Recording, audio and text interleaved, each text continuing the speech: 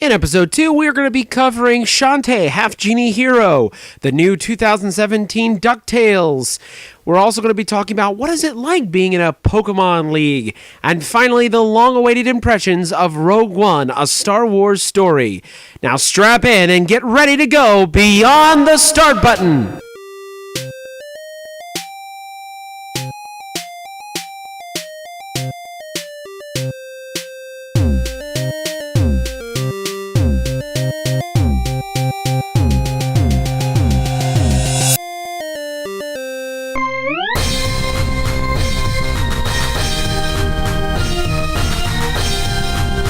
Alola, everyone. Welcome to the Beyond the Start Button podcast. This is the podcast where we take a passionate look at nerd life through things that we're passionate about.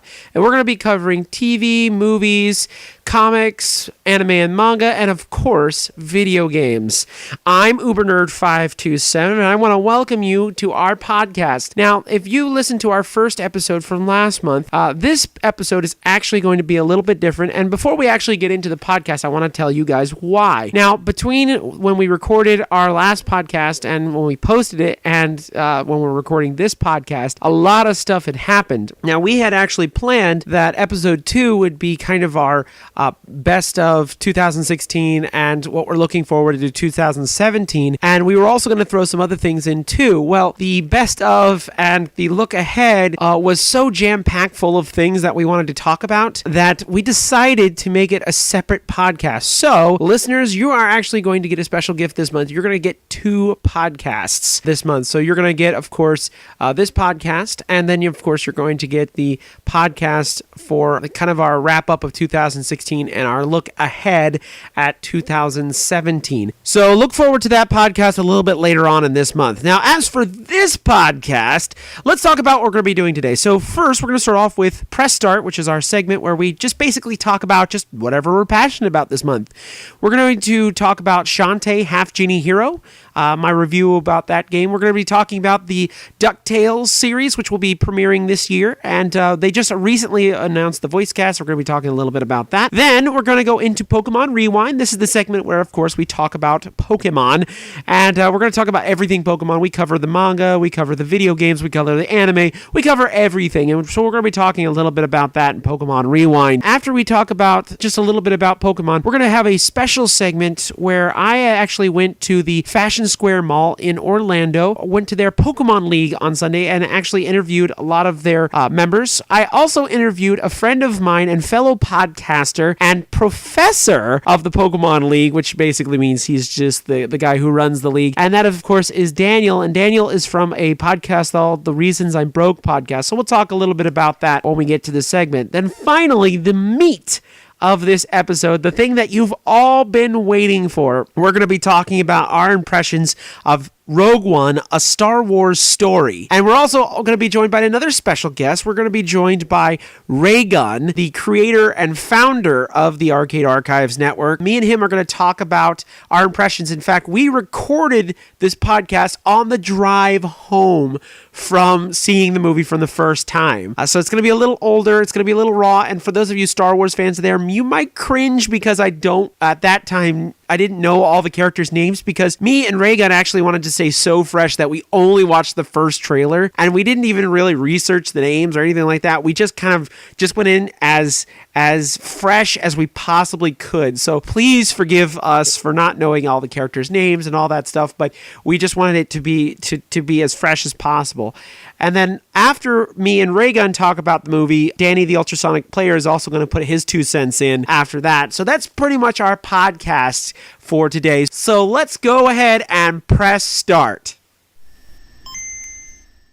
All right. Now, as you probably already noticed, Danny the Ultrasonic Player is not with me today, so I'm actually going to be talking for just a little bit by myself, and then he's going to join me later on. But first thing I wanted to talk about in Press Start is I wanted to talk about a game that I'm very passionate about and a game that I just played the brand new version of, and I just wanted to share it with you, and that, of course, is Shantae Half Genie Hero. Now, if you have been on the site for a long time, you know that I am a huge Shantae fan. I actually started my Shantae fandom back back in 2015 with Shantae and the Pirate's Curse, which is technically the 4th game in the series. Now, I started playing that game and loved it so much that I wanted more, so I actually went back and played the other 2 games. I got them on the Nintendo eShop.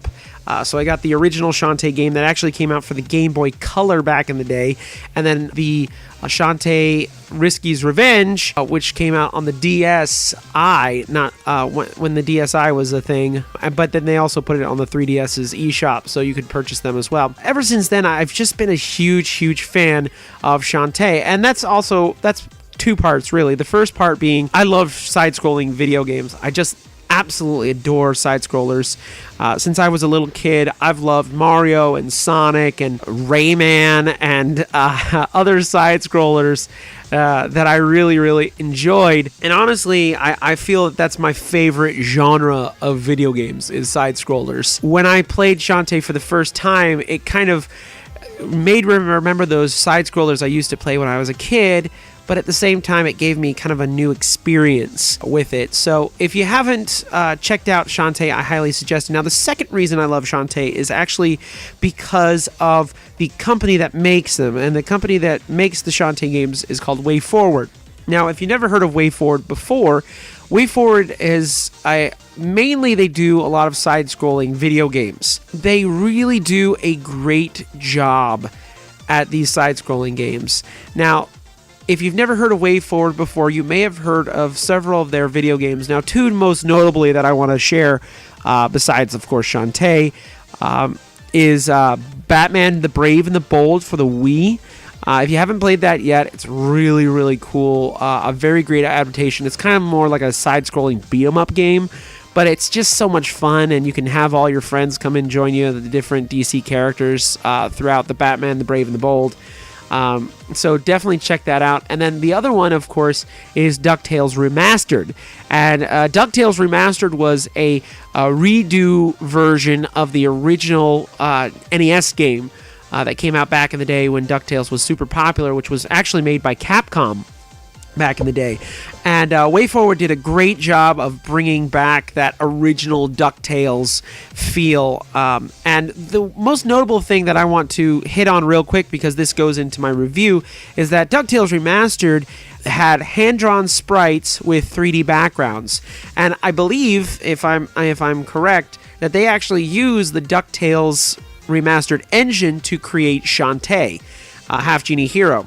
Now, Shantae Half Genie Hero has been in development for a pretty long time. It actually came out as a Kickstarter, and a lot of people donated for the Kickstarter. And unfortunately, I didn't know of Shantae when they were actually getting donations for it, so I wasn't able to actually donate for it. But I was able to follow along as the game progressed. Now, this game was actually supposed to come out, I believe, in the end of 2015. It was slated to come out but unfortunately, because of some issues with the game, they decided to push it back. And then it was supposed to come out in summer of last year, and then it was finally it came out in December of last year. And I was so excited to finally play this game. And let me tell you, first of all, it is worth the wait. It was so worth waiting, probably an extra year and a half to play this game. I enjoyed this game thoroughly, from beginning to end. It is such a great game. The gameplay, the graphics, the soundtrack, the writing, everything is done so very well. And I enjoyed it so very much that it really is. It is a testament to WayForward's ability to make great side-scrolling games. Now, if there's anything that I could complain about this game, is actually something very small, and because I've played the other Shantae games previously, I kind of missed it from this game, but really, it's so minute and minor that it really doesn't hamper the experience. But in the original Shantae games, you could actually kind of explore. It was on the vein of like Castlevania and Metroid, where you can kind of just go where you want to, and then as you get power-ups or weapons, you can then pass through different blocks and blockades so that you can get to different areas on the map.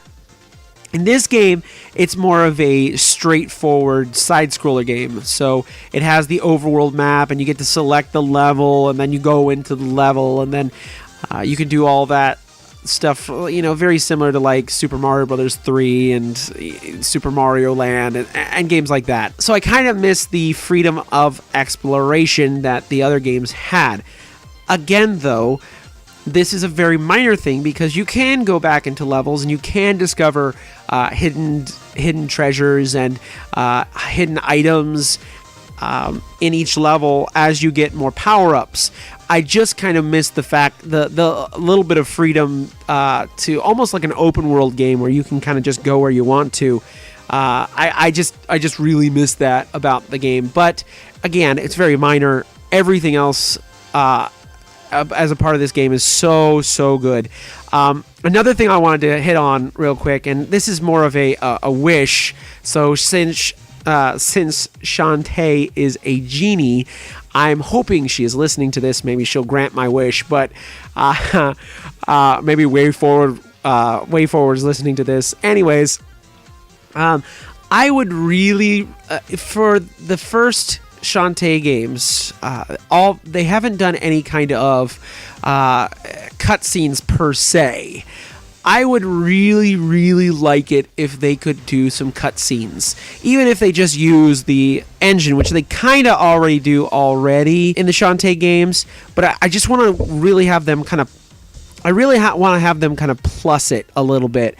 I really want them to kind of bring it up a little bit more, and I'd really like to hear some voice acting in Shantae. Now, Shantae herself, there is a little bit of voice acting, so every once in a while, some of her lines of dialogue, you can actually hear her say things, and some of the other characters as well, but most of the time, it's kind of like the old Lego games where people would just grunt and just make noises as you're kind of reading their dialogue. I just really wish there was like some cutscenes and some voice acting, because I would really love to hear it. I guess partly because of that, and partly because I kind of wish there was a Shantae cartoon that you can watch. In fact, one of the Shantae fans out there on YouTube, and I don't know where they're from. I think if I would guess, they're from France. But anyways, they did a Flash animated Shantae and cartoon, and it actually turned out really cool looking. And I guess it kind of whet my appetite for it. So that's just another little gripe that I have about the game, is that I just really wish that they could have some cut scenes with the characters actually talking and interacting and stuff. But again, these two things are very minor. The game itself is amazing. They pull from not only just old school classic side-scrolling games, but they also pull ideas from games like God of War and other games like that. Like, for example, just like in God of War, there's lots of giant villains, the giant bosses that you have to fight. In Shantae Half Genie Hero, there are huge bosses. And in fact, they actually pull the camera back so that the Shantae sprite is actually very small on the screen. And some of these bad guys you have to fight are just massive.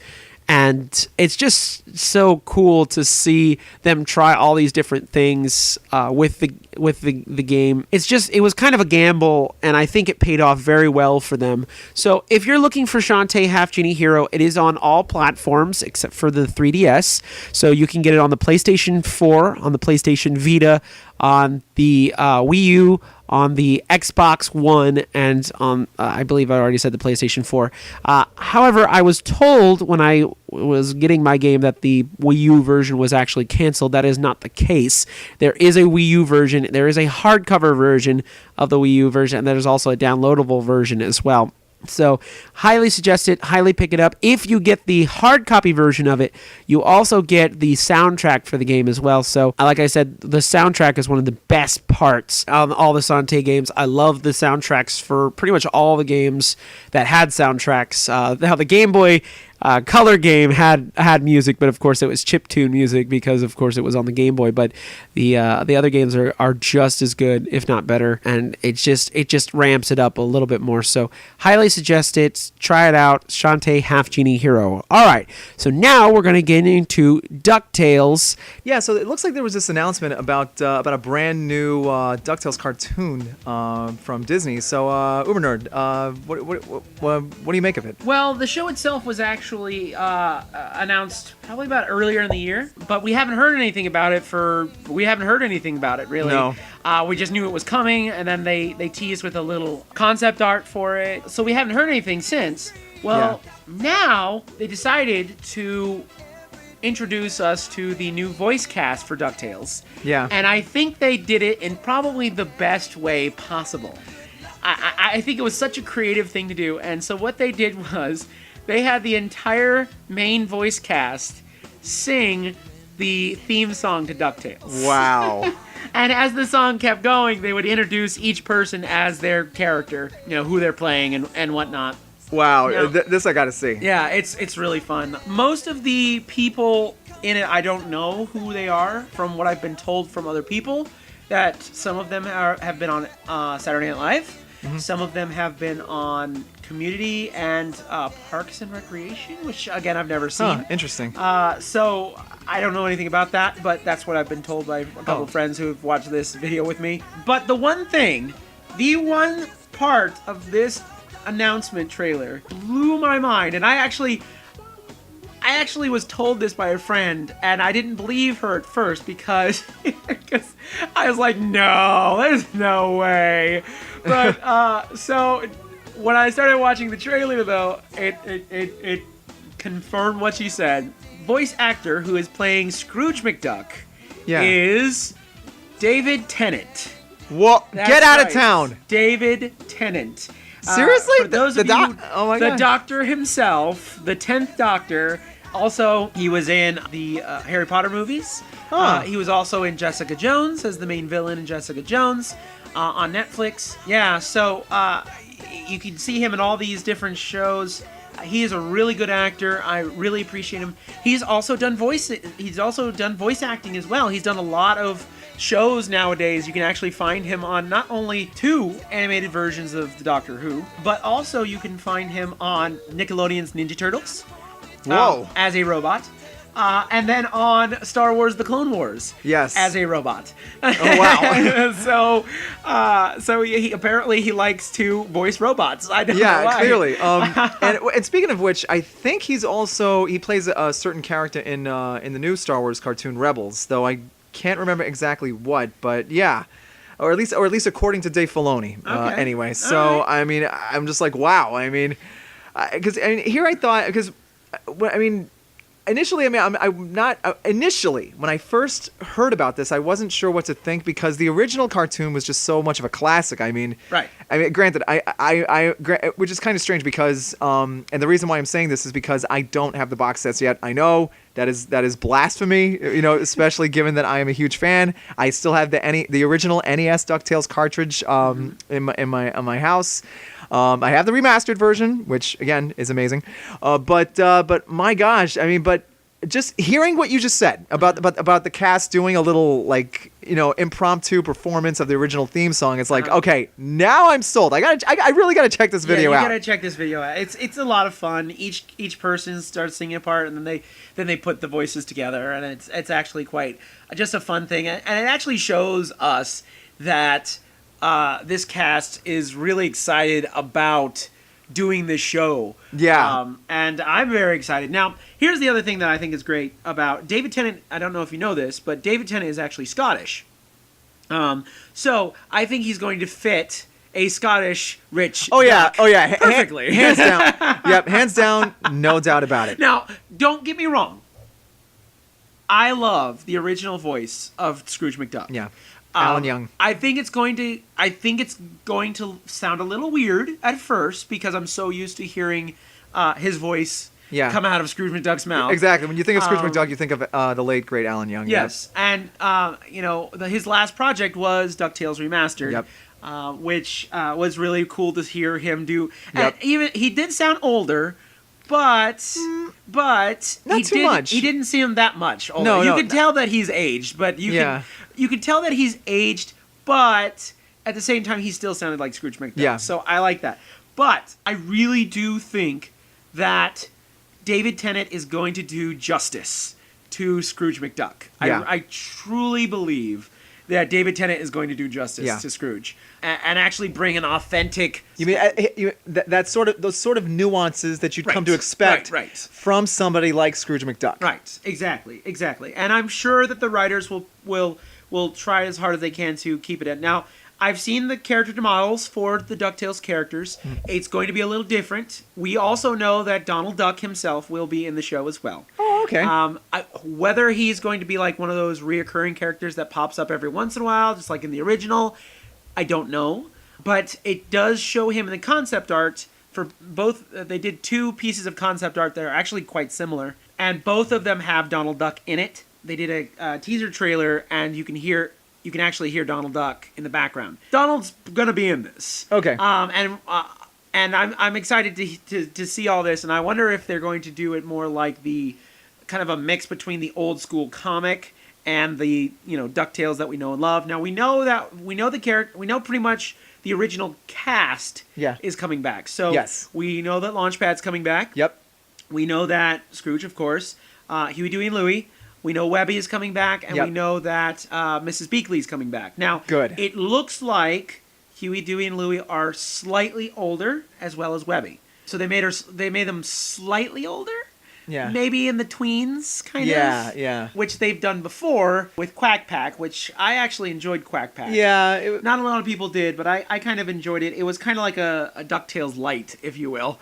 But I did enjoy it. So I'm really excited to see this cast. Like I said, the art style is different. It's more that graphic style that you've seen recently. Yeah. I think that's mainly because a lot of animation companies probably using Flash nowadays, and Flash is a tool that they use to do a lot of graphic styles. So it almost in some ways it almost looks like Gravity Falls. In some ways, in fact, in the teaser image that they showed, Webby has a grappling hook gun, which I thought was hilarious. Oh, interesting. So I thought that was kind of funny, but maybe even call back to Gravity Falls, but I don't know. Yeah, anyways, who knows? Who knows? But it's a really great thing. I'm very excited. I'm even more excited for DuckTales now than I was when they announced it at the beginning. And to know that David Tennant is doing Scrooge McDuck. Yeah. To know that Launchpad is coming back. Yes. To know that, a lot of the cast members that we know and love. Now, here's who I want to see, though. There's one character that he must be in this show. And if he's not in this show, I will riot. I will have a single person riot, okay? Whoa. I will riot in the streets by myself if I have to. I want Gizmo Duck, okay? Gizmo Duck has to be in this show. I want him in the show. He has to be there. And I want the original character design. I want everything. I want the one wheel. Yeah, oh my gosh. I want Gizmo Duck. Yeah. And hopefully if this is successful and they want to continue on and do a bigger Duckverse, if you will. A bigger Duckverse. Maybe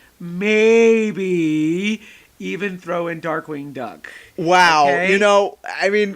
Actually, that wouldn't be too far off. Because, given that there seems to be a resurgence now in kind of bringing back these classic characters, and especially given the design of DuckTales, which seems to be almost...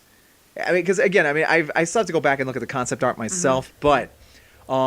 because I always see the Mickey Mouse cartoons that they're giving now. Right. I would not be surprised. You know what? It's not that graphic style. Oh, not that graphic style. Okay. It's a different type of graphic style. Yeah. It's more. It's not necessarily a just shapes kind of thing. Yeah. It's like you have to see it for yourself. Yeah. It's kind of, but it's a graphic style, but it's also not like the new Mickey Mouse cartoons that you've been seeing. Yeah. So it's not that graphic. Yeah, okay. But going back to what I said before, I really feel that if they do decide to go ahead and do the same thing for Darkwing Duck, I think the art style would not be far off the map because, obviously Darkwing Duck is basically Disney's version of essentially Batman, as well as that sort of classic noir type vibe, which would fit the character, especially considering, who he is. Right. Granted, who knows what they'll do, But if they do it right, and if it is a big success, which I seriously doubt why it can't, considering the quality of the cast. Right. Then hey, I say go for it. You know. And I think that is one thing that we're going to be seeing a resurgence of, is TV shows, not only just TV shows that have been redone.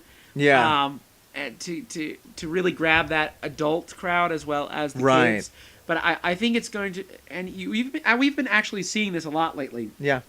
With TV shows like Adventure Time, My Little Pony, Yes. Friendship is Magic, with shows like even Transformers. Yes. And I'm trying to think of some other shows. And not just that, but not just that, but also I know that it seems that Young Justice is called. And basically and for the longest time it had been on, basically it was canceled after season 2. Right. And but it was left on such a high note that a lot of fans were clamoring for it, and nothing. Mm-hmm. And of course, a lot of the producers went on to do other projects instead.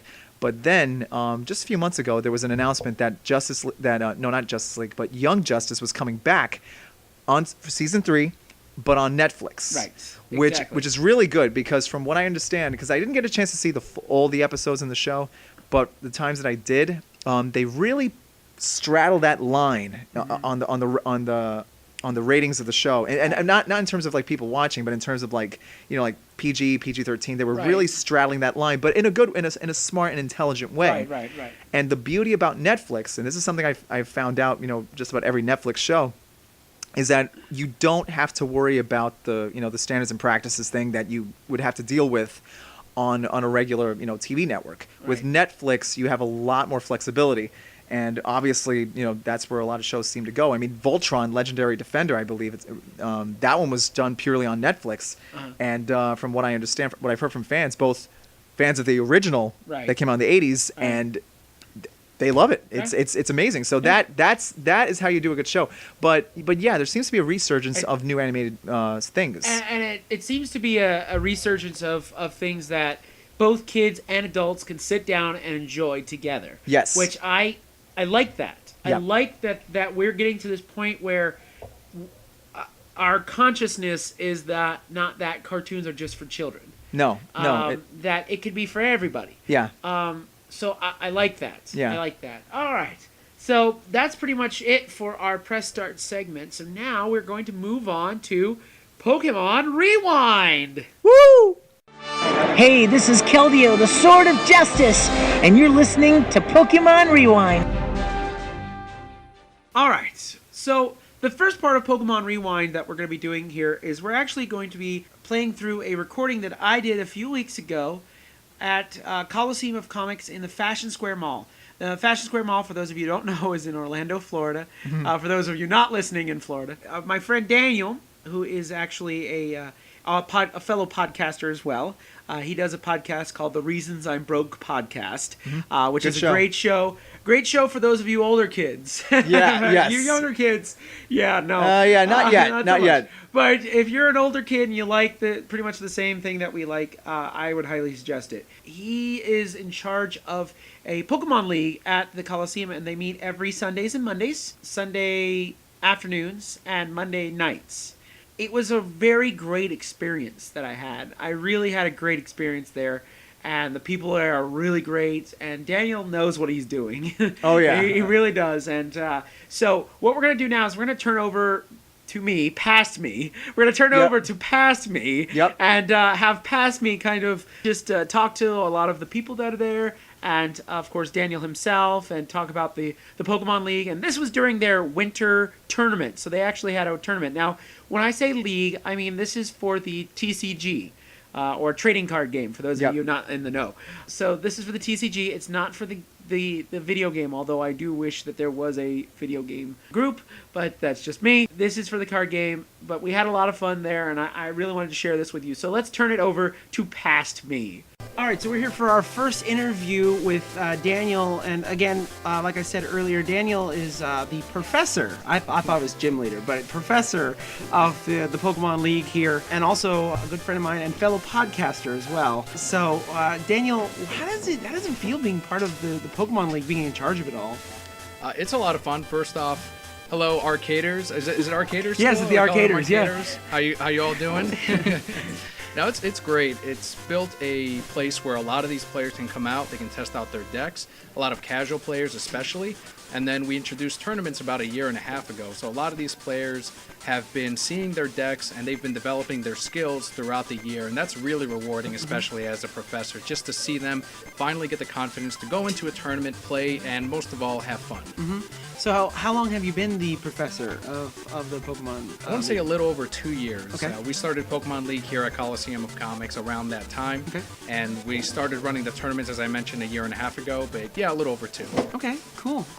So do you jump in there sometimes and play maybe the TCG or maybe even the actual video game sometimes, or how does that work? Well, I definitely always bring my 3DS with me to get those street passes. I love collecting the puzzles on there and just, it's a great way to connect with players. But for the TCG, I will jump in if there's like an odd number of players and the store is slow enough. I'll be like, okay, let's play out a match. And a lot of the kids especially, I'm not sure why, but I'm like the barometer for them. As if they can beat Dainel, then they know they've made it. And I'm like, I'm not that good, but all right. Okay, That's kind of cool. I want to ask an aside question. Do you have a lab coat since you're a professor? I do have a lab coat, actually, yes. I'm in the process of getting some patches on it. I ordered some Pokemon patches. I've got a Pokemon Go one, and I'm just waiting for my wife to get on that because I'm not good at sewing. Well, you could always just the iron-on. Is there iron-ons? They are iron-on. I'm also not good at ironing. I have no life skills. No life skills at all. That's okay, but you're a professor, so that's fine. Yes. You have to worry about research and running the league and okay, I get that. So, tell us about what happens usually at a league. What do you do? What kind of special things do you have at the league for players that come to it? So players have a month-long season. They will play as many games as they can during that month. We meet twice a week. And then based on the number of games they play, they will earn stamps and they will earn promo cards that Pokemon.com provides us with. And these are really cool because they are, while we may see those cards normally in booster packs, they have the Pokemon League logo on the card itself. So it's a special, exclusive thing that players can get. And best of all, it's free for the players. It's casual, it's free play. And then the next month comes in, new set of prizes, new cards for everyone. Cool, very cool. And so they can learn from each other. Now, is it just specifically the TCG? But also some people do come and play the actual game as well, right? Yes, and that's a very common question we get is, do we also do the VGC? And while it is primarily TCG, because that's what Pokemon provides us with, they don't unfortunately give us some kind of digital Pokemon that we can distribute out to everyone, which would be really awesome, so Pokemon, get on that. But most of the players have both. They have the video game and they have the cards, so they will bring their DSs and they'll battle it out here, and I'll count that as stamps too. Cool. All right. So here's some other questions for you. What's like the oldest card that somebody has anyone brought like a really super old, like maybe the first set deck or anything like that? Absolutely, yes. Just 2 months ago, we had someone bring in a base set deck that was considered the meta deck back then. Just the strongest deck, and played it out. I mean, they were playing another old deck because if you try to bring that in against the X's, you're not going to do too well. Right. But yeah, you will see people our age bring in the classic cards. Very cool, very cool. And do you do also VGC tournaments or anything like that, or do you just stick with the TCG? We just stick to TCG until we get like a bigger VGC crowd. Then we'll consider doing video game tournaments, and especially once Pokemon actually supports that side, then we'll definitely start doing it. Yeah, awesome. Anything else you want to throw out about the Pokemon League here at the Fashion Square Mall Coliseum of Comics? Yeah, we run it every Sunday from 1 to 3 and every Monday from 6 to 9. If you are in the Central Florida area, by all means, feel free to join us. Again, that's every single week. And next year, we're going to start doing Pokemon League Cups, which are going to be every single quarter. They are a citywide event in which you can come in, earn points, earn booster packs, and eventually maybe even compete in the regionals and nationals and, of course, worlds. Awesome. But if you are outside of Florida, go to Pokemon.com, go to Event Finder, and find for your local Pokemon League, support them, and most of all, have fun. All right, awesome. Well, thank you very much, Daniel. And you can catch him on the Reasons I'm Broke podcast as well. So if you want to hear more about Pokemon and about Batman, I think that's about all you talk about. Batman, Pokemon. I think that's pretty much That's it. a Really. summary. Just justifying Batman and Bulbasaur everywhere. All right. Well, you can catch him on the Reasons I'm Broke podcast, and you can also catch him here at the Coliseum of Comics. So let's go on to our next interview. All righty, everybody. So we're here with our first interview. We got a 2-for-1 here. So we got Javier and Hunter, who are in the Pokemon League.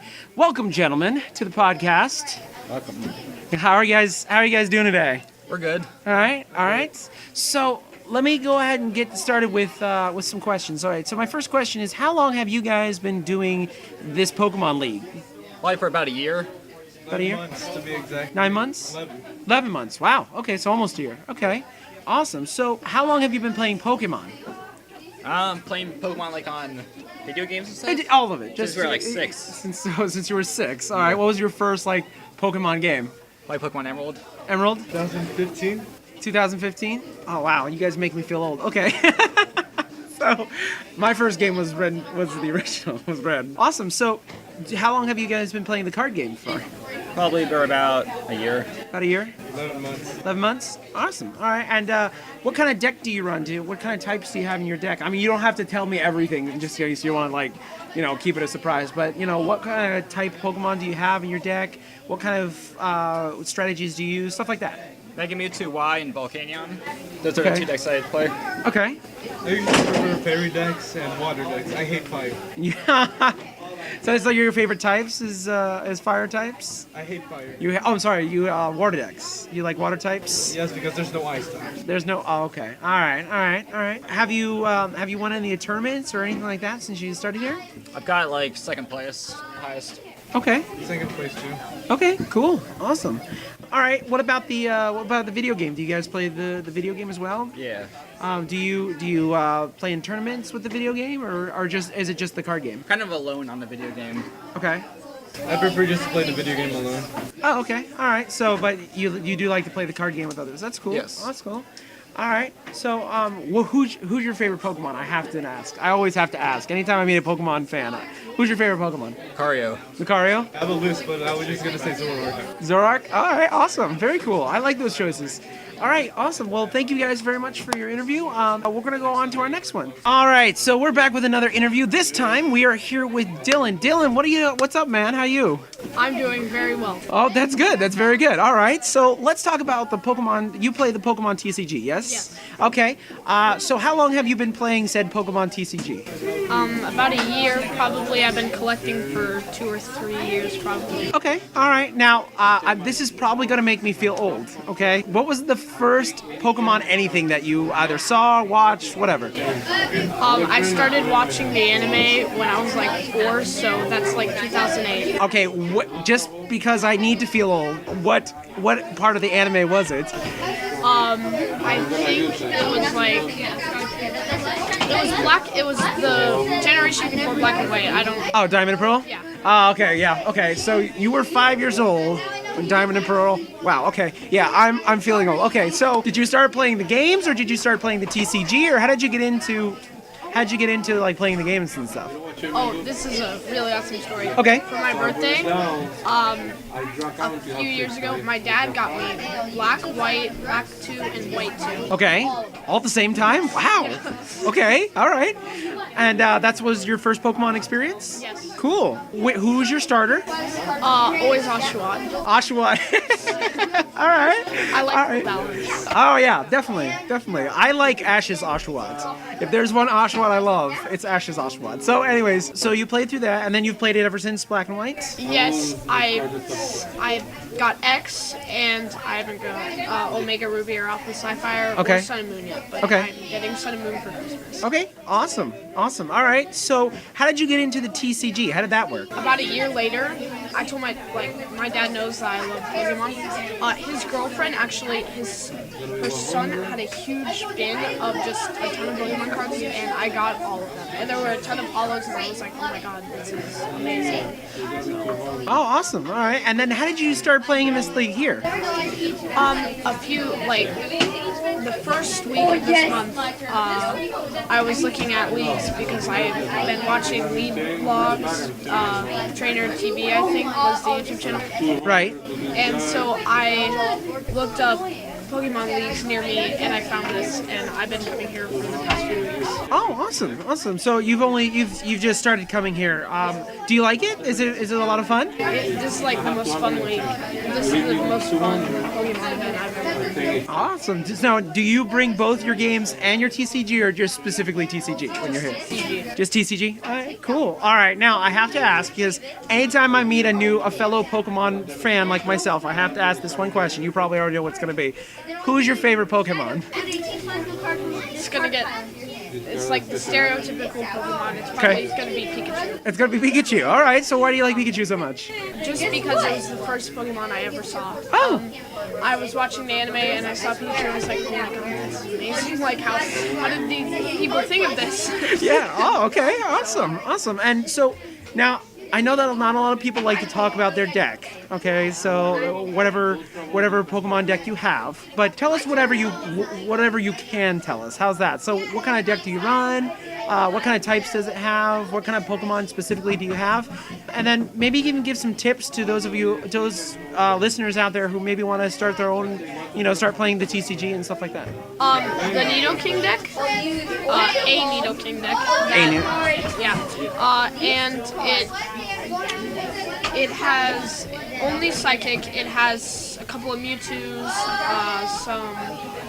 I don't know. It's mainly just a couple of Mewtwo's, 3 Nidorans, and then 2, and then 1 Nidoking. Okay.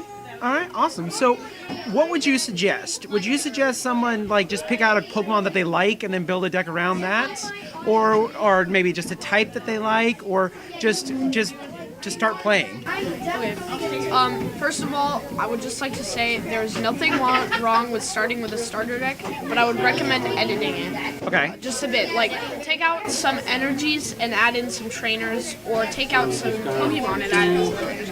Okay. They definitely have too much Pokemon energy, I would say. Okay. All right. And are you looking forward to the Sun and Moon set when that comes out? Yes, I watched some Pokemon Japanese Sun and Moon openings, and it looks amazing. And I love the new art style cards. It looks amazing. Very cool. All right. Well, thank you very much, Dylan, for talking with us. All right. Thank you, Past Me. So Past Me, we had a really fun time there, and I hope that you fellow Pokemon fans out there find a place where you guys can get together and have your own little Pokemon league. This is actually an official league, so this is sanctioned by Pokemon and all that stuff. So it's kind of an interesting thing to go to see all these players play and all these just talk about Pokemon. And even if you're not playing the card game, there are people who will bring their DSs and whatnot to play. So yes. So it's a lot of fun. So now let's move on to our next part of Pokemon Rewind, and this is always a fun part, I think. So the last episode we did this, and I thought it was a lot of fun. So we'll do it again. So where are you in Alola right now? Okay, so where are you in Pokemon Sun and Moon? Danny, the Ultrasonic player. Let's start with you. Okay, well, in terms of where I'm at right now, I actually just got finished defeating a certain Pokemon captain right now. So I pretty much just got through. And for those of you who don't know, he's very flamboyant. Very flamboyant, essentially. But not in a bad way though, fortunately. But of course, granted, we're still early in the game, so who knows what could happen. Only the shadow. Only the shadow, exactly. Only the shadow. Yes. So I just got through beating him, and I gotta tell you, his Yongoose and his Smeargle are very tough customers, which is saying something because I have a Yongoose all my own. But my gosh, does this guy train his Pokemon like crazy? I mean, even my even though the fact that my Picky Peck knows Rock Smash, which is perfect to use against normal types, that still does not. That doesn't mean that you have much of an edge, because his two Pokemon right now at this point are very, very tough cookies. But granted, I did manage to win, which is important. So that's where I'm at right now. So I'm on my way, heading over to Route 2 right now.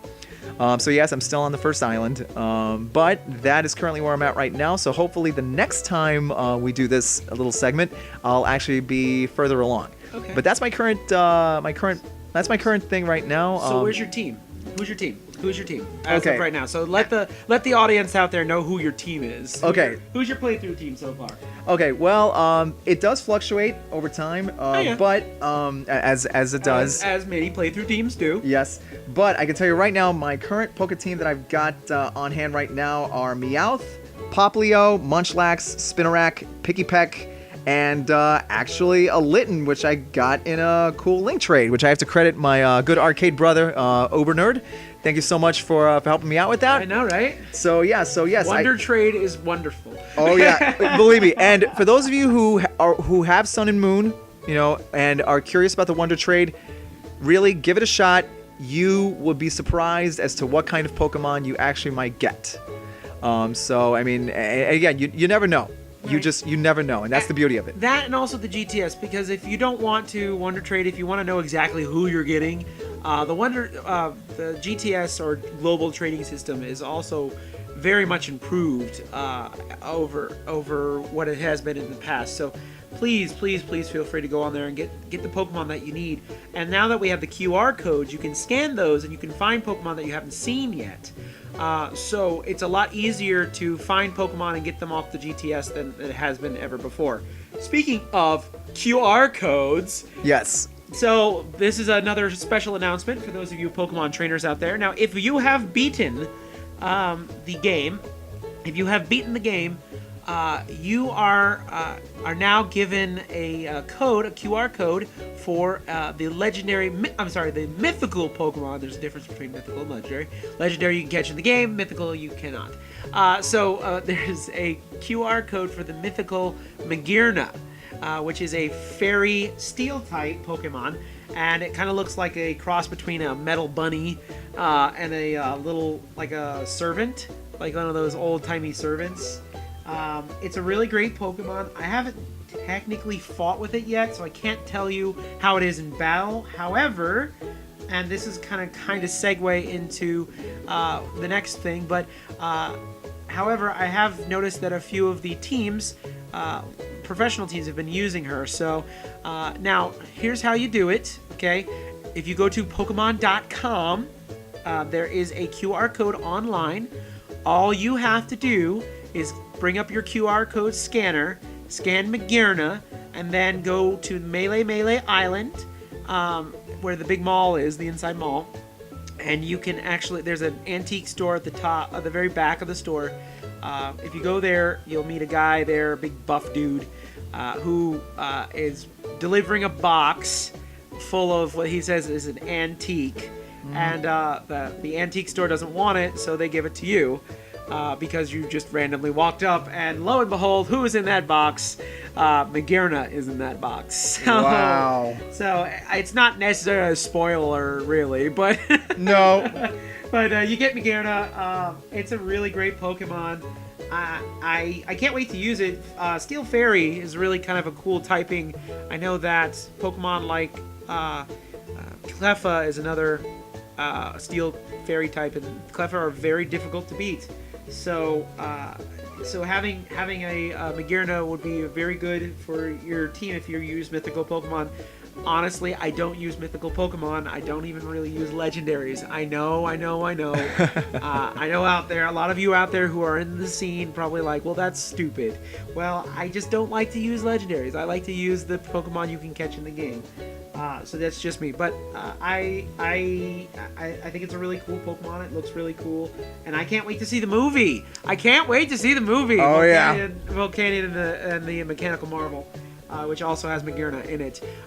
So yeah. Now speaking of the tournament, so just recently they announced the very first online competition for Pokemon Sun and Moon, which is called the Battle of Alola, which as of recording this right now, it started this weekend. I did get a chance to join in on the fun. It was a lot of fun. I will not say how well I did because it wasn't really that well.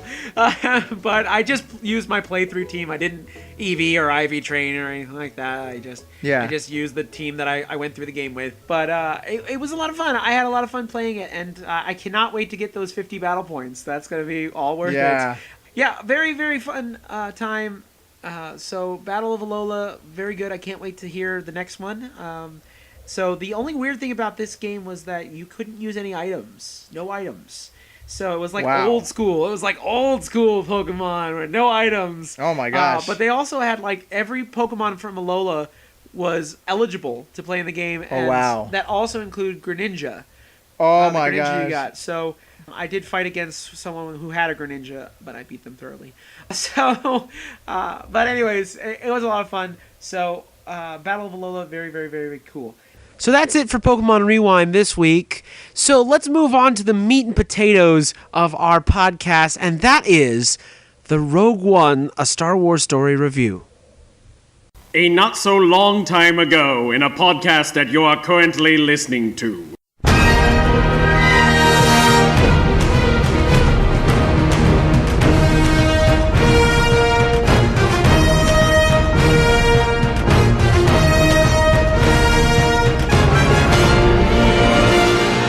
It is a period of civil war. Rebel spaceships striking from a hidden base have won their first victory against the evil Galactic Empire.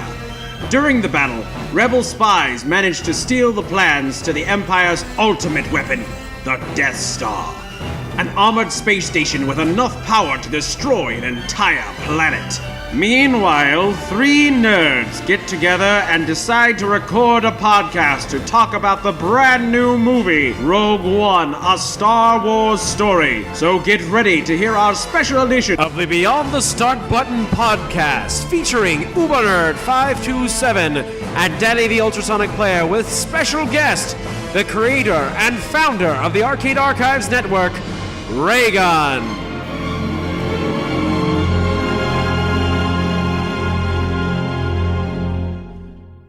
We're going to be talking about something that we've been wanting to talk about for a year now when we found out it was coming out, and that would be Rogue One, a Star Wars Story. Isn't that what it's called? Yes, Rogue One, a Star Wars Story. A Star Wars Story, which I thought was really kind of lame at first. Like, just call it Rogue One. We don't have to have a Star Wars story. It almost sounded like a soap opera. And I was like, kind of like, oh, that's great. But yeah, so we just saw Rogue One. Right. It is, what's today's date, my friend? Today is the 21st. It is the 21st of December 2016. Okay. And it's been out for a week, I believe. Mm-hmm. And we just saw it. We just left the theater. And we thought we'd do a quick and dirty podcast to kind of go over our feelings of this film. Now, folks, we're going to do this one a little differently. In the past, we've done a little pre-show and then we jumped into it. This time, we're jumping right into it. There will be spoilers, so if you have not seen this movie, do not play this podcast at this point, okay? Spoiler alert. Exactly. So, from here on in, after the silence and obviously the spoiler alert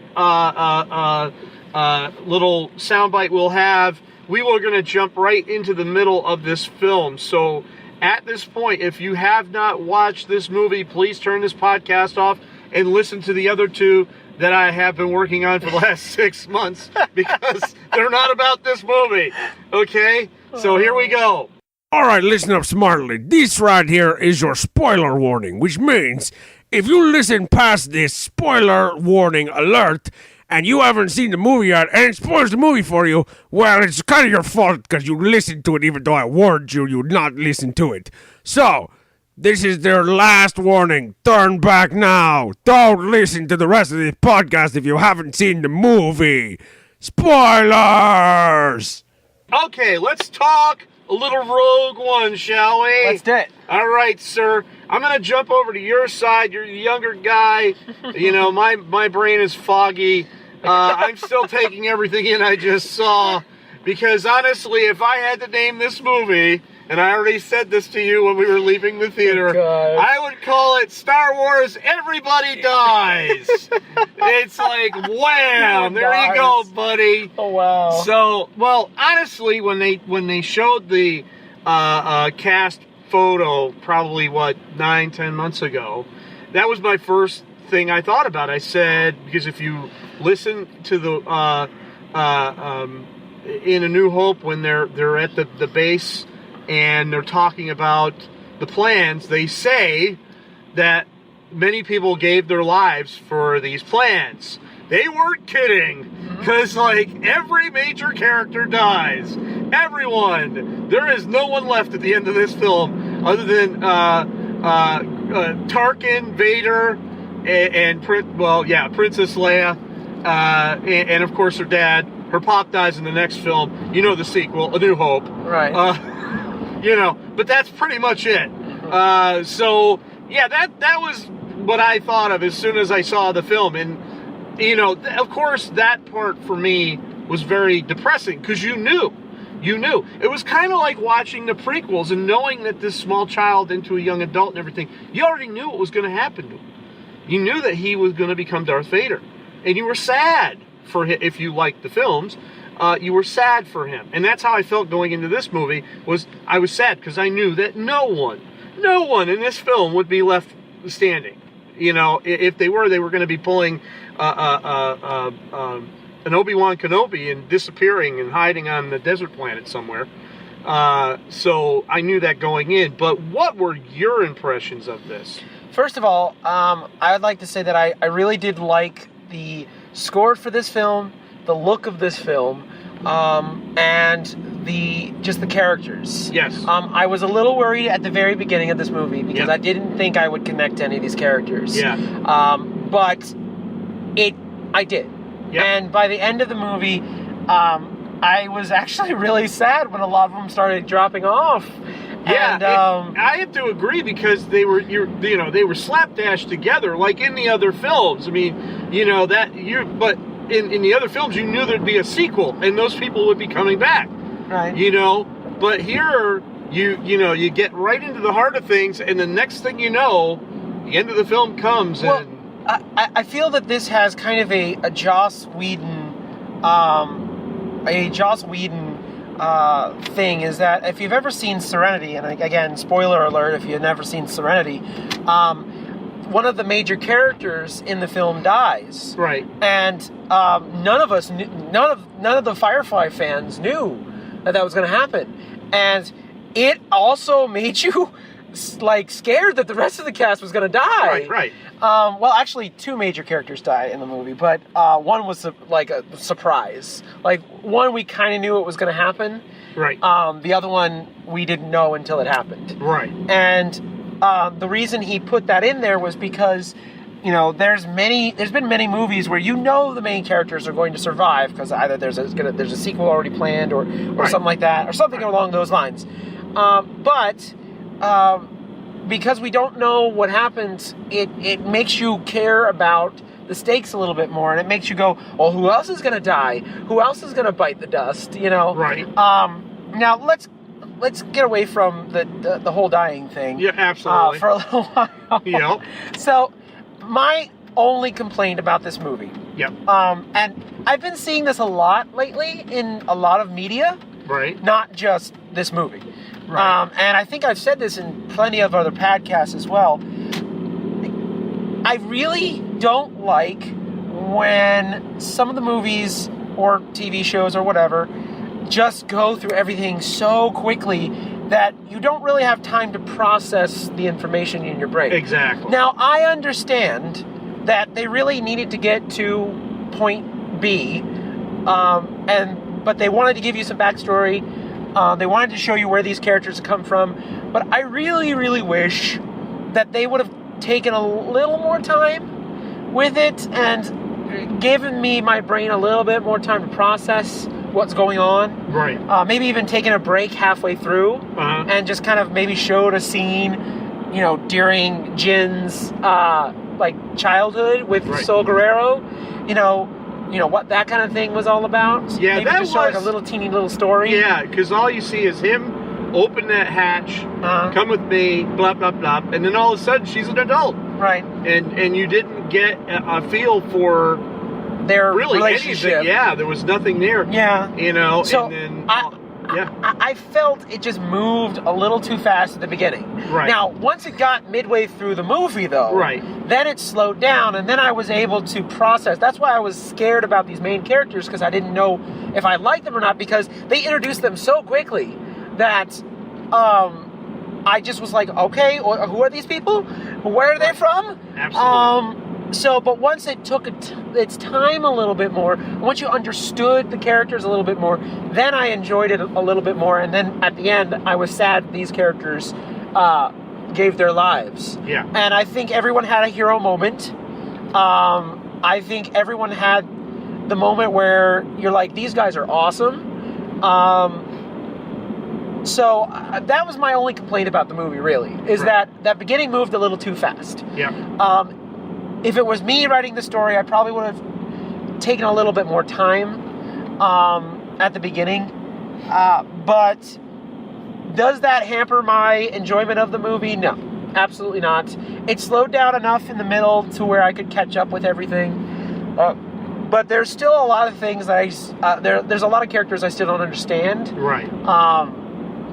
Now, some of the characters, like, I forget his name, but he was the blind guy. Yeah.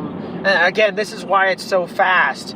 It's so fast that I hardly even remember some of the characters' names. See, that's the thing, folks. I mean, we literally just walked out of this theater, and because of the pace of the film, it's hard to pick up these little... Except for Jin, because they said her name like a million times. Right. And K2SO, who is my favorite character. Yeah. Those are the only two characters I can remember their name. I can't even remember the second main character, the captain. Yeah. Cassian? I think his name was? I think Cassian. Yeah. Okay. So, Go with it. Yeah. So, that's why it's... If I don't remember the characters' names, I'm sorry. It's just that, it's just so fast-paced, I can't remember. Right. But the blind guy, I really enjoyed we'll call him Blind Jedi. All right. I really liked his character. I liked that he wasn't a Jedi.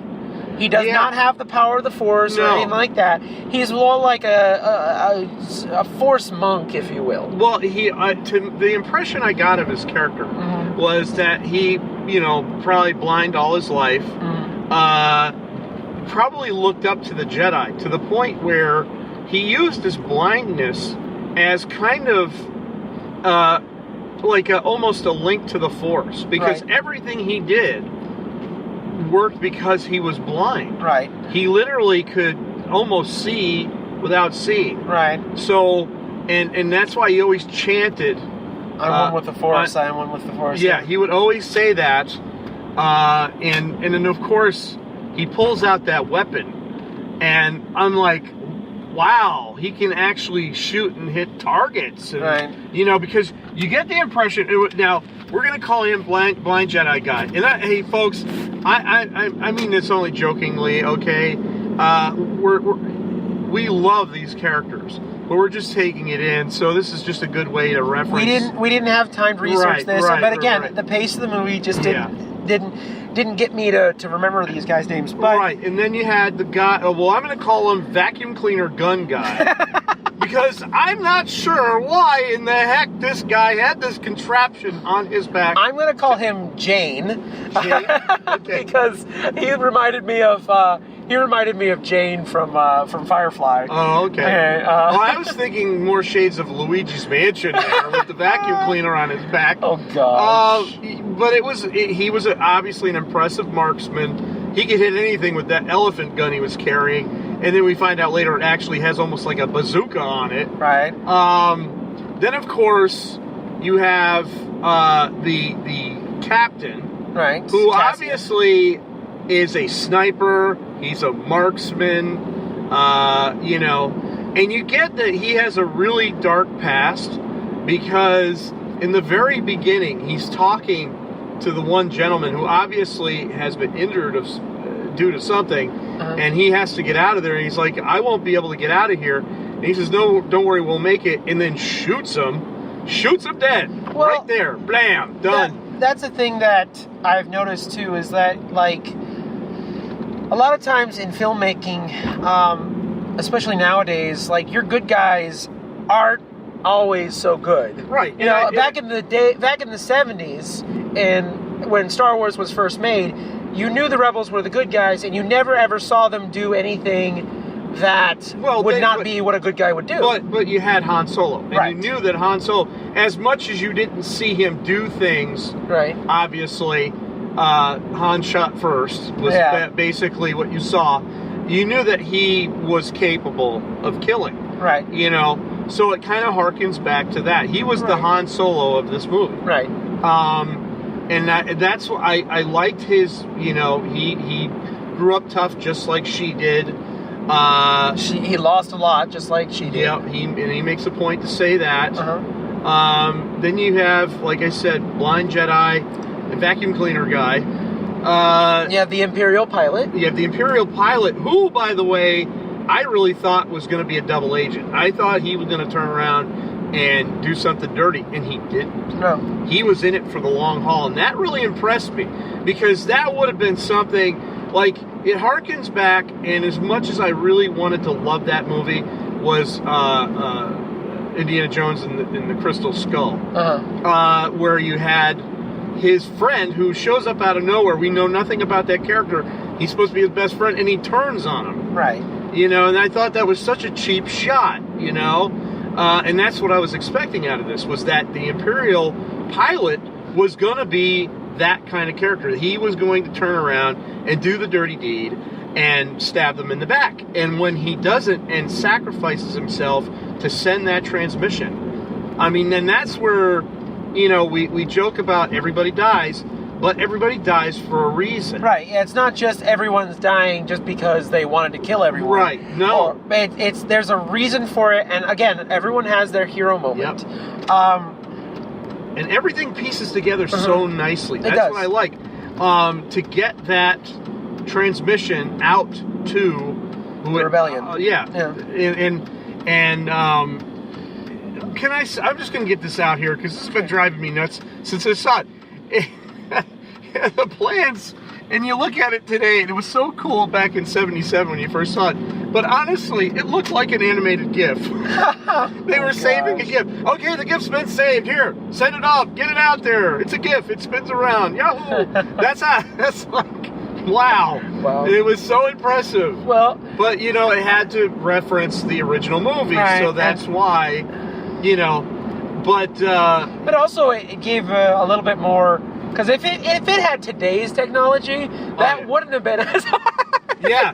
Well, you got to remember. Yeah, that's the thing. That's my point. Is like that GIF is 40 years old, so obviously it better look like it did back in '77, right? Or else it wouldn't work, right?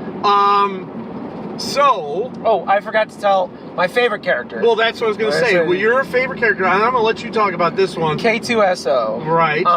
Who is voiced by Alan Tudyk, who also, ironically, is the voice of Wash in the actor who played Wash in Firefly and Serenity, and then also Con Man, if you haven't seen Con Man yet.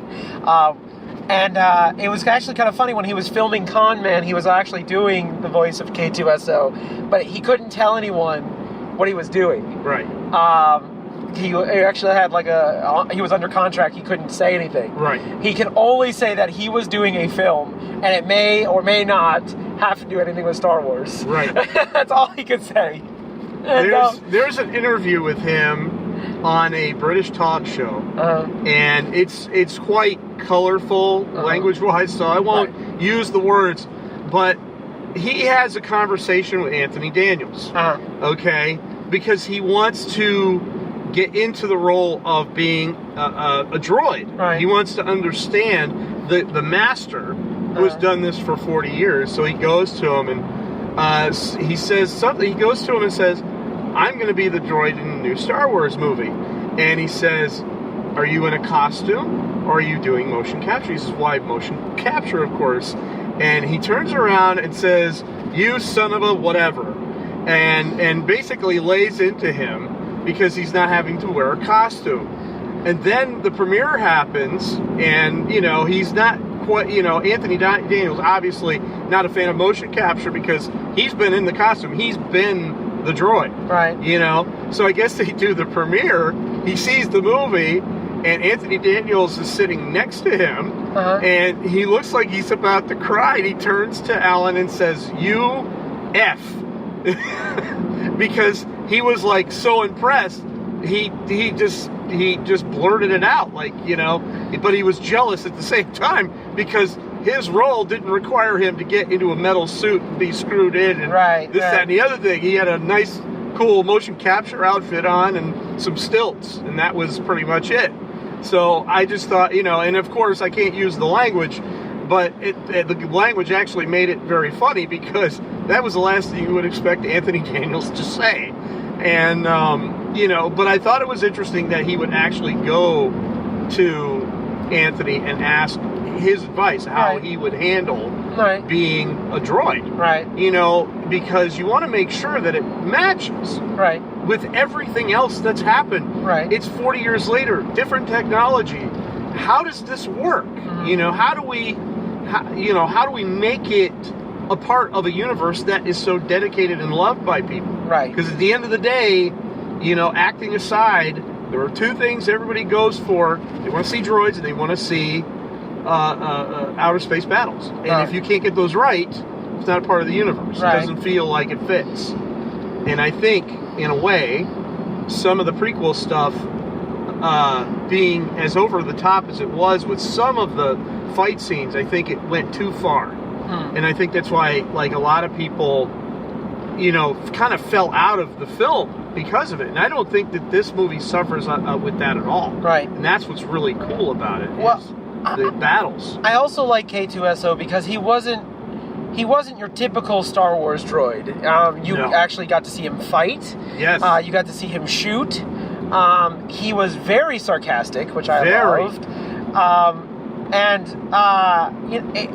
He was a completely different droid, and we didn't have an R2 or anything like that. No. We just had him, and I liked it. And seeing multiple Star Wars versions, seeing not only just the movies but Clone Wars, which makes the prequels, by the way, so much better if you watch Clone Wars. Absolutely. And then also Rebels with Chopper. You know, because Chopper is a completely different droid from K2SO and R2-D2 and C-3PO. You know, they all have different droids. And this one is a little very sarcastic. I would say that this one is kind of what R2-D2 would be if he could actually speak. Absolutely, I agree. I just really enjoyed his character. I thought that out of all the characters, I really liked him because he was this Imperial droid who was reprogrammed to help the rebellion. I like that they kept his Imperial insignias on just in case. Right. So if they get captured or anything, he can always disguise himself as an Imperial droid. He also was a tactician droid, which is interesting if you've watched the Clone Wars. Right. Because Clone Wars the Separatists had tactician droids. Right. Very similar to him. So I'm guessing this is like the new generation of those droids. And being, although it was sad, you did point out that one scene where they said his droid models were actually obsolete now. Because let's explain something here. We don't see his droid type at all in the actual original trilogy. Right. He wasn't thought up yet. So my question going in was, okay, he's a really cool droid. How are they going to pass off that we don't see him at all, or his type at all, in the 4, 5, and 6? Mm-hmm. And they do it very, very subtly. I mean, it's like not even in your face. And basically, 2 stormtroopers are walking down the beach, which that in itself is hilarious. And they're talking about his particular model being scrapped. Yeah. Because they're outdated. And So that kind of tied it up in a very neat little bow. If you caught it, that's why you do not see any droids like him at all. Right. You know, so I found that to be very, very refreshing in the fact that they didn't sugarcoat it. They didn't bring it out in the spotlight.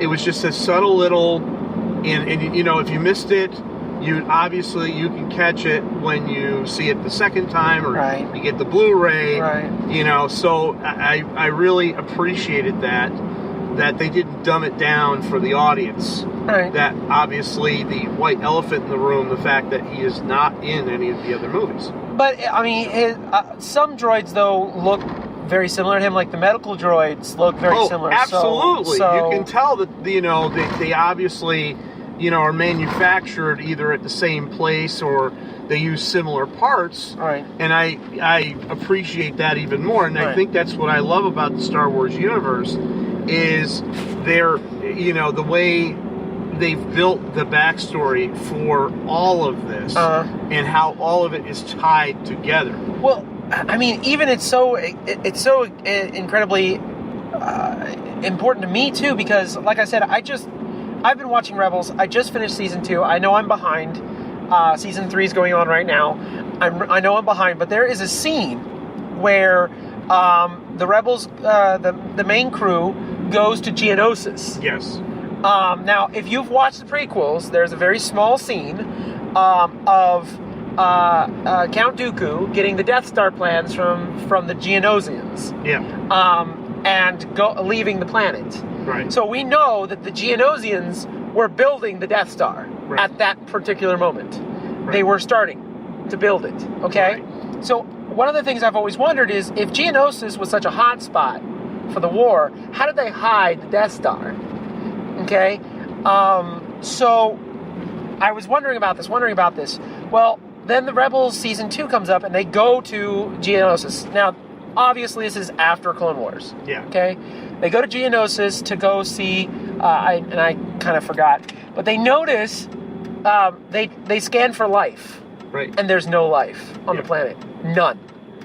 And they're like, well, what do you mean there's no life? There's Geonosians live there. And they're like, yeah, they're all dead.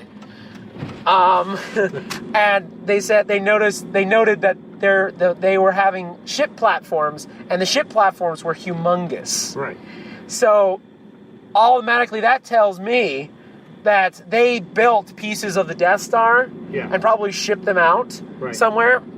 And when all the pieces of the Death Star were completed and they were forming it together, they just killed all the Geonosians so they wouldn't say anything. Absolutely. So yeah, I just really, really love all these connections.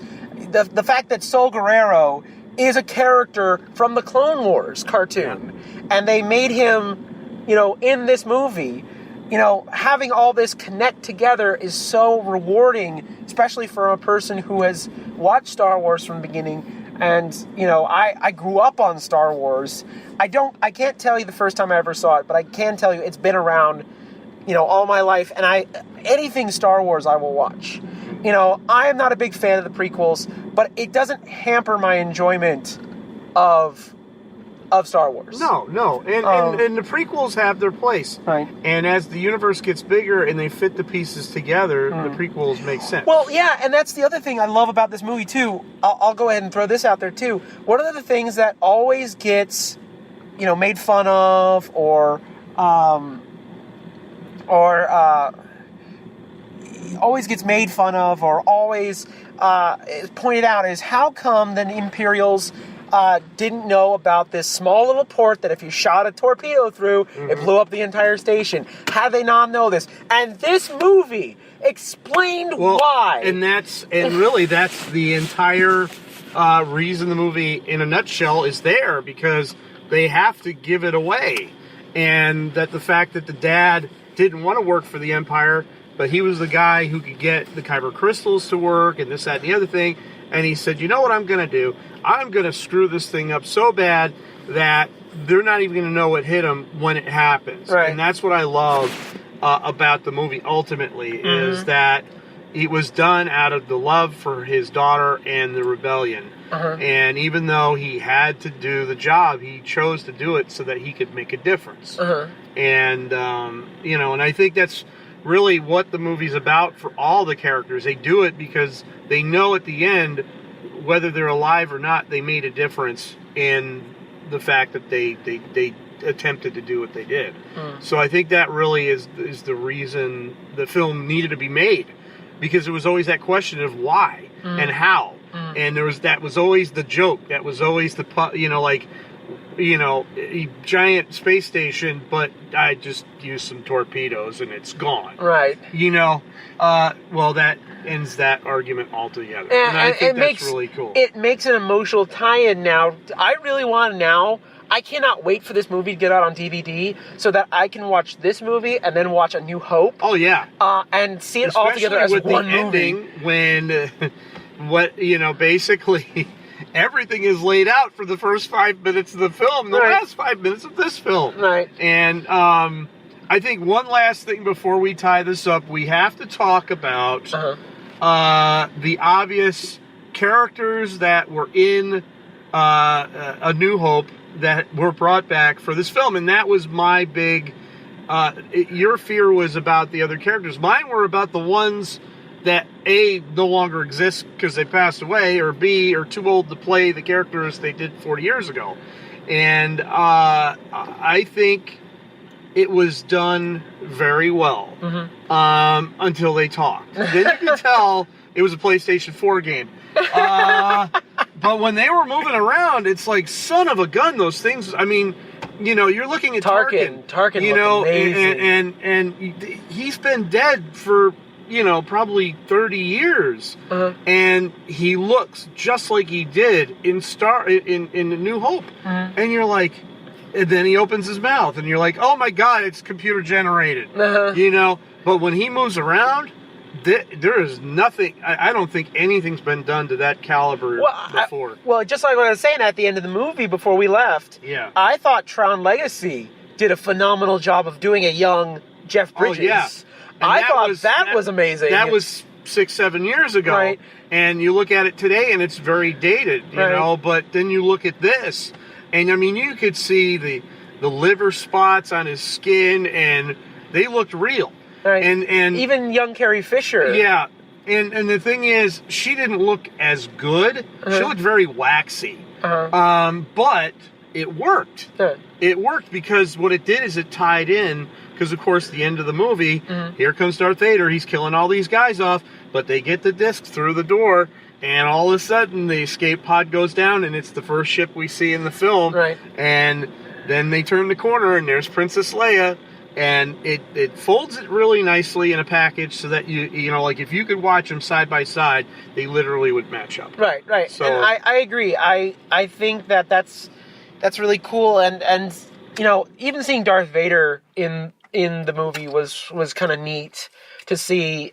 Although you can tell that James Earl Jones is definitely a lot older. Oh yeah, you could tell he was older. Oh. Now the other thing I have to say is Vader's mask looked a little different. Yeah, because that little thing at the bottom didn't kind of line up at all. I will have to say though, giving him the red lenses on his eyes was really cool. Yeah, because that's what he had in A New Hope. Yeah, and it looked really. I mean, because you could tell somebody was behind that. It was also really cool because in Rebels in season 2, Darth Vader comes in. Yeah, and like wrecks everyone. Yep. He just wrecks everybody. And I don't think anyone who's seen the original movies have seen Darth Vader wreck as badly as he did in Rebels. Oh yeah, no, because I mean when you catch him in A New Hope, you know, he's very he's much older. Older. Yeah, and he doesn't throw his weight around. There's no reason for him to throw his weight around. He does a little chokehold here, a little chokehold there.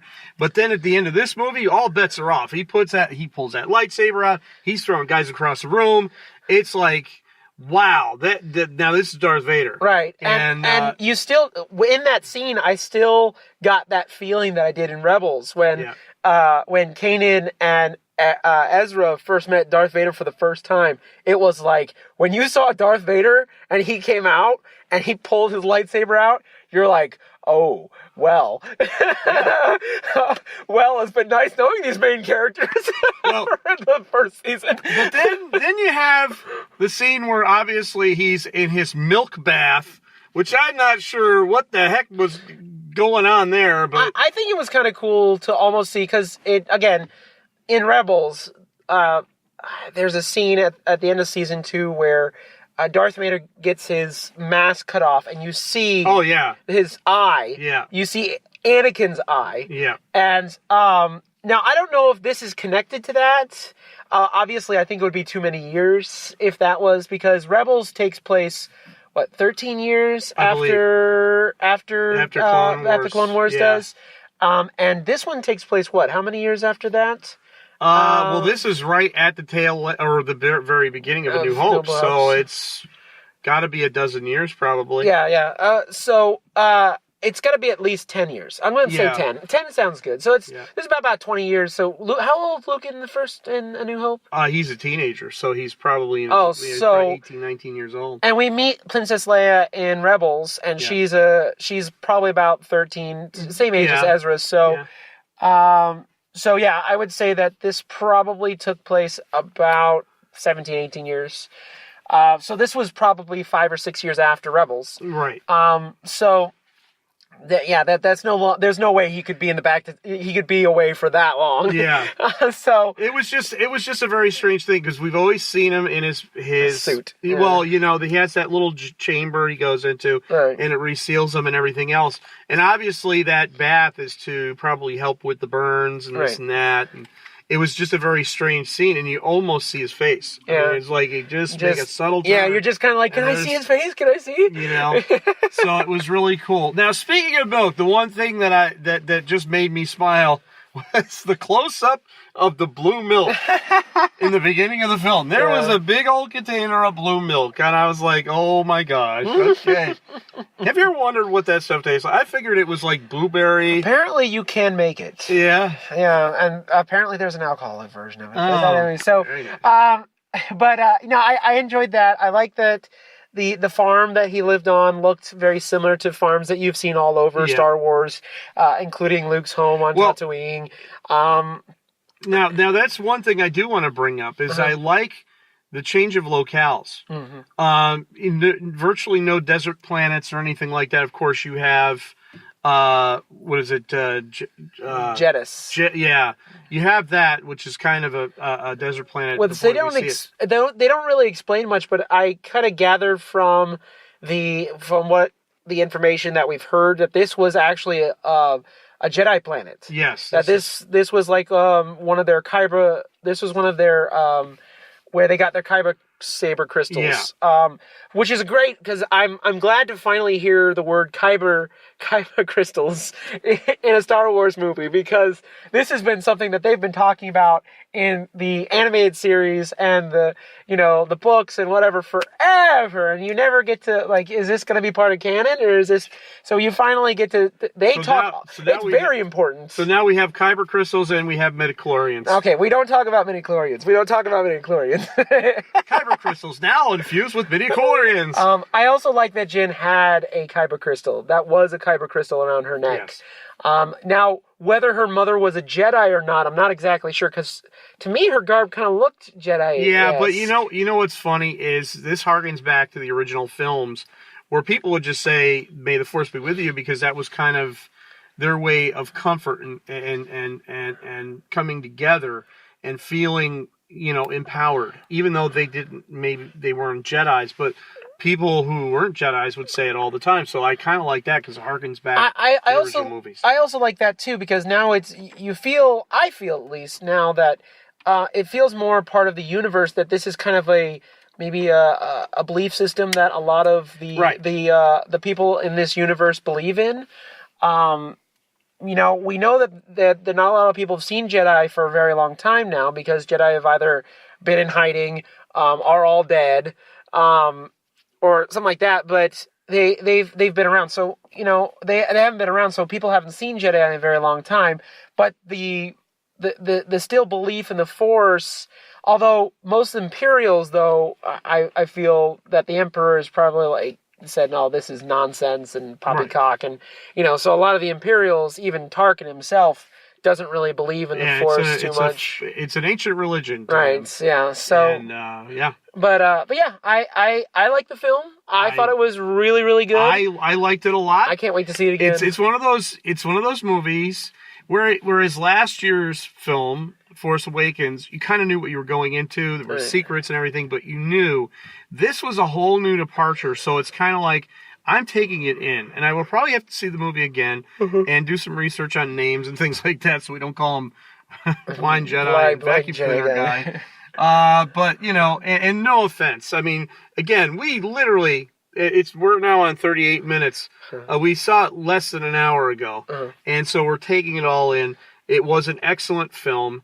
I have to say, Disney and Lucasfilm have really outdone themselves. They're sticking to the formula. I was really worried about that for a very, very long time, but these two movies, one after another, have consistently shown that, yes, in fact, that the original movies exist still in what they do, and so that makes me very happy. I think we're pretty much done talking now. Are we gonna get Danny the Ultrasonic Player involved in this as well? Yes. So we're gonna get Danny the Ultrasonic Player. Either we're gonna have him record something and then give it to us, and we'll piece this together, or we may get them all together. We'll talk a little bit about it, because I would love to talk. He wants to talk about it. I want to talk about it. So stay tuned for that. Yes. It might be after this one. So thank you very much, Arcaders, for listening in. Yes, absolutely. And we really appreciate all the support on the site. Things are about to get really different. You're going to see in just a few weeks. So hang in there with us. And I want to say thank you very much from the bottom of my heart for everybody who follows and subscribes on the site and our YouTube channel and everything else. And listen, guys, have a happy holiday, because, of course, it's a couple days before Christmas. Keep playing like it's 1981, and we'll talk at you the next time. May the Force be with you. Yes, may the Schwartz be with you. Yo, what's happening, Arcaders? This is Danny the Ultrasonic Player with my first impressions of Star Wars Rogue One. Or is it Rogue One, a Star Wars story? Who knows? Maybe it's one or the other, or both. But anyway, basically the best way to describe what Rogue One is that it is an amazing film. And the reason why that's the case is because it's something that feels different yet familiar all at the same time. Because on the one hand, you have basically the basic setting, with the Empire, pretty much stretching their hand across the galaxy, as a certain character ends up saying in the film.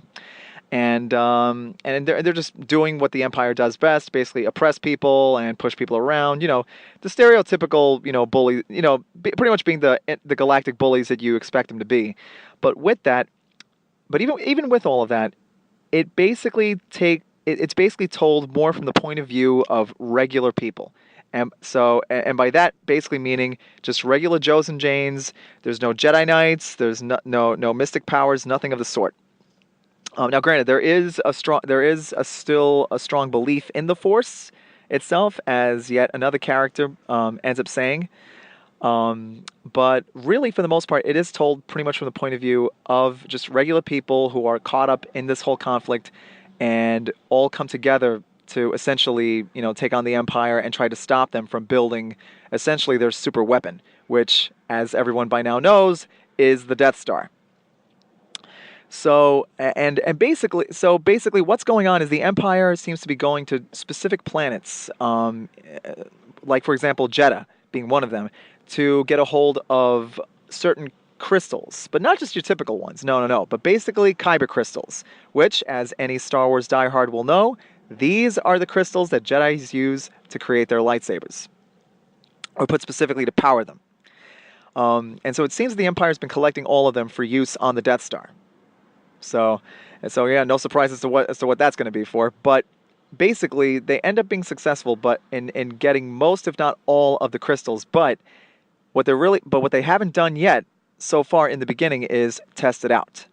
And But believe you me, as the film progresses, we really get close to those trial runs. And yeah, let's just say the test results, while they're not at the same level as what we ultimately end up seeing in A New Hope, boy, does it still do a number on places.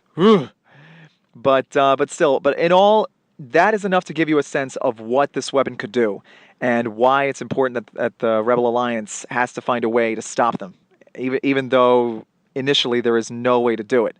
But fortunately, though, that's where a certain character by the name of Jin Erso comes in. And she basically manages to... Initially, before she even really gets into the rebel cause, she initially wants nothing to do with the whole thing. She just basically wants to keep her head low and just try to ignore the Empire, or at least as much as she possibly can. But then, when she ends up being broken out of jail by another rebel pilot by the name of Cassian, played by Diego Luna, she ends up discovering that her father has a very interesting connection, not just to the Empire, but to the Death Star itself.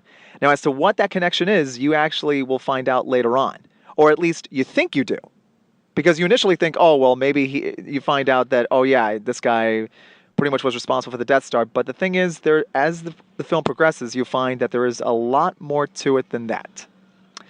So, to make a long story short, as you go on through the film, Jin and Cassian end up rounding up essentially a ragtag team of people to find a way to get a hold of something, or as we later find out, schematics to the Death Star, in hopes of discovering a weakness in there, which, as we find out, does exist. And of course, as to what degree was her father involved in the creation of the Death Star and everything else is something that does eventually come to light close to the end of the film. But even with all of that, what makes the film great is, as I said in the beginning, is the characters themselves. They are all average Joes and Janes. There's no force potential in any of them, or at least none that we know of. And even one specific character in general who seems to be sort of like if Daredevil was in the Star Wars universe. And again, if you've seen the trailers, then you know who I'm talking about. But believe you me, the actor who plays him exactly with the kind of finesse and just gravitas that you instantly buy into it without even really needing to think too much on it. And there's plenty of other lovable characters too. Now, as to what becomes of these characters, well, it's something that you're just going to have to watch Rogue One from start to finish to really see what happens. But in all, it is, as the tagline suggests, it's all about building something great on nothing more but hope. And that's really the core of what the classic Star Wars trilogy is. It's about rekindling hope and trying to build something great. In this case, a rebellion on nothing more but genuine hope. So, but again, but to really get a sense of why that's the case, you need to go and watch Rogue One from start to finish. And when you get the chance, watch it a second time or even third, because it's that good of a film. So, all right. So those are my first impressions on Rogue One, A Star Wars Story. Or again, still haven't decided between that or Star Wars Rogue One. I don't know. I still might fluctuate between the two. But anyway, so those are my first impressions. So I'm going to take it back over to UberNerd527. And so I'll see you guys next time. And of course, as always, keep playing with power because there are no limits. All right, that'll do it for episode 2 of the Beyond the Start Button podcast. Again, this is UberNerd527 here. I want to thank you guys so much for listening.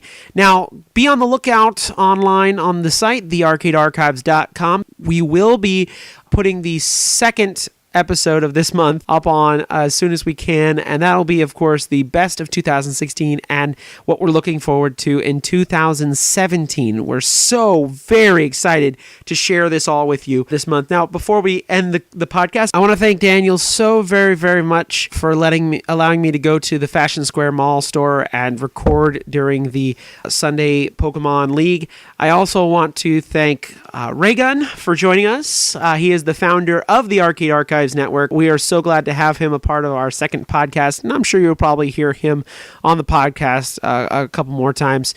And I also want to thank, of course, Danny the Ultrasonic Player. Again, he couldn't be here for this recording, but I want to thank him so much. He'll be back onto our second episode this month. We're very excited to bring that to you again. If you would like to contact us and let us know what you liked about 2016 and what you're looking forward to 2017, please leave comments below in the post, or you can go to the Arcade Archives Network on Instagram or at Arcade A Network. Again, that's at Arcade A Network on Twitter, and you can always comment there. Yeah, please get a hold of us. We would love to hear comments from you, and once we start getting some comments, we'll definitely put those here in the podcast. So please let your voice be heard so that you can be heard on this podcast. And if you have your own podcast and you would like to join us, or you would like us to guest star on your podcast, please let us know by emailing us at thearcadearchivesnetwork@gmail.com. Again, that's the Arcade Archives Network @gmail.com, and just get a hold of us that way. We're so excited you guys are listening to us. And by the way, if you want to get a hold of me personally, I am on Instagram and Twitter at UberNerd527. Again, that's UBERNERD 527, and that's both on Instagram and on Twitter. And of course, you can always find us on Facebook at facebook.com/arcade1981. Again, that's facebook.com/arcade1981. All right, that'll do it for our podcast today. So thank you guys so much for listening, and best wishes to all of you out there.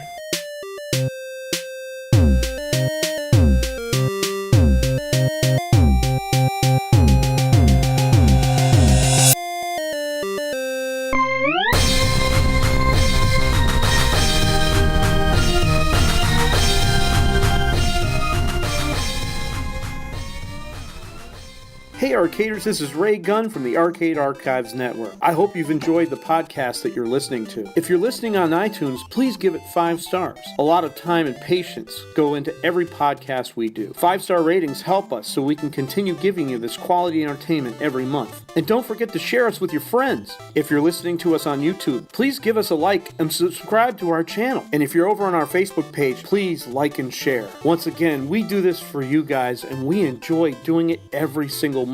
So every little bit helps. So please go online and like us today. Thanks. Keep playing like it's 1981, and I'll talk to you guys later. Bye now.